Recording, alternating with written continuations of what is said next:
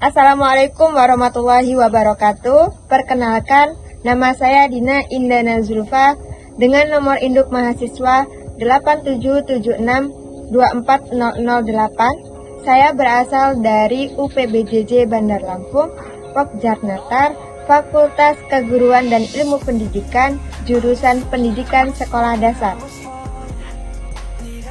Pada hari ini saya akan melakukan tugas mata kuliah PDGK 4107 Praktikum IPA di SD pada modul 1 tentang makhluk hidup dengan judul praktikum Ciri-ciri makhluk hidup gerak pada tumbuhan. Selamat menyaksikan. Ciri-ciri makhluk hidup gerak pada tumbuhan, gerak seismonasti, gerak niktinasti, dan gerak geotropisme. Apa itu gerak seismonasti? Gerak seismonasti pada putri malu adalah gerakan menutup dan menguncupnya daun tanaman saat menerima rangsangan sentuhan atau getaran.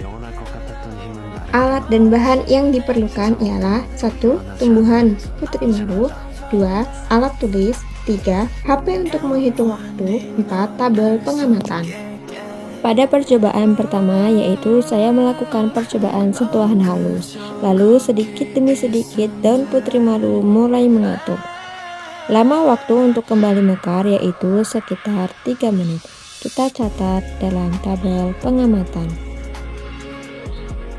Untuk percobaan kedua, saya akan memberikan sentuhan sedang. Reaksinya cukup cepat dan semua daun mulai mengatur. Waktu yang dibutuhkan untuk mekar kembali sekitar 6 menit. Pada percobaan terakhir, saya akan memberikan sentuhan kasar. Reaksinya sangat cepat dan semua daun langsung mengatur. Untuk daun bisa kembali mekar membutuhkan waktu sekitar 8 menit. Yang kedua, gerak niktinasti. Apa itu gerak niktinasti? Gerak niktinasti adalah jenis gerak tidur pada tumbuhan yang dipicu oleh rangsangan suasana gelap yang menyebabkan daun atau bunga menutup.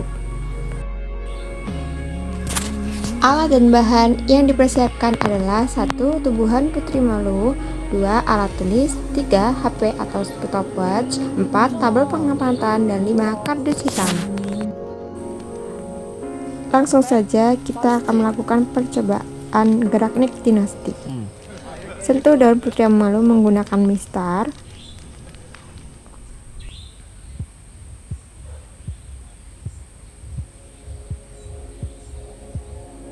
Lalu salah satu daun putri malu ditutup menggunakan kardus hitam.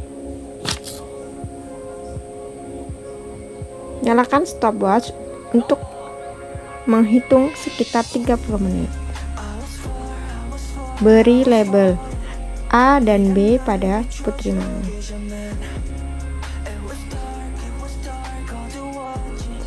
Setelah 30 menit, tanaman putri malu A kembali seperti semula.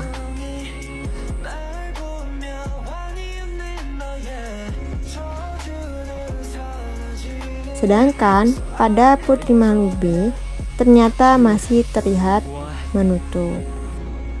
Kemudian catat hasil pengamatan dalam tabel pengamatan. Selanjutnya, gerak geotropisme. Apa itu gerak geotropisme? Gerak geotropisme adalah gerak pada tumbuhan yang dipengaruhi oleh rangsangan gravitasi bumi. Alat dan bahan yang digunakan untuk percobaan gerak geotropisme ialah air, kapas, 2 gelas plastik, dan kacang hijau.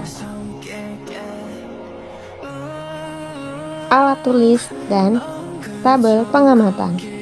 Langkah pertama, ambil kapas secukupnya, lalu masukkan ke dalam air.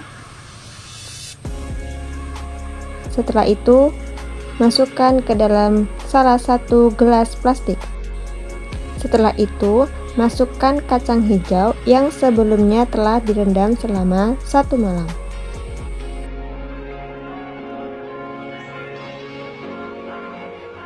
Lakukan hal serupa pada gelas plastik yang kedua. Setelah itu, tunggu sampai beberapa hari ke depan. setelah beberapa hari, tumbuhan kacang hijau akan tumbuh ke atas secara vertikal. Lalu salah satu gelas plastik kacang hijau dipotong pendek. 난 후회가 남지 않도록 최선을 다해 너를 사랑하려 한다.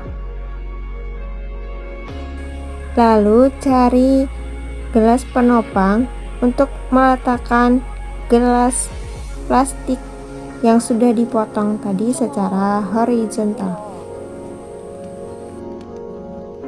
어때? 맛있지?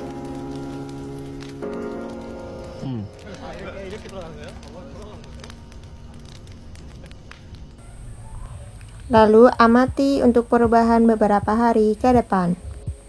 Setelah beberapa hari, kacang hijau pada pot pertama akan menjulang ke atas. Sedangkan pada pot horizontal, keadaan batang akan tumbuh ke atas namun akarnya tetap di bawah. Gerak geotropisme adalah respon pertumbuhan tumbuhan terhadap gravitasi bumi yang arah geraknya ditentukan oleh arah gaya gravitasi. Kesimpulannya, ketiga gerak tersebut merupakan bentuk iritabilitas tumbuhan sebagai respons terhadap rangsangan lingkungan. Perbedaan utama terletak pada jenis rangsang, sifat gerak, dan fungsinya bagi tumbuhan. Seismonasti dan niktinasti termasuk gerak nasti karena arah geraknya murni terhadap arah rangsang. Sedangkan geotropisme negatif termasuk gerak tropisme karena arah geraknya bergantung pada arah gravitasi. Seismonasti bersifat responsif cepat terhadap sentuhan. Niktinasti bersifat ritmis mengikuti siklus harian. Dan geotropisme negatif bersifat pertumbuhan untuk mengoptimalkan fotosintesis. Ketiganya menunjukkan kemampuan adaptasi tumbuhan terhadap faktor biotik dan abiotik di lingkungannya.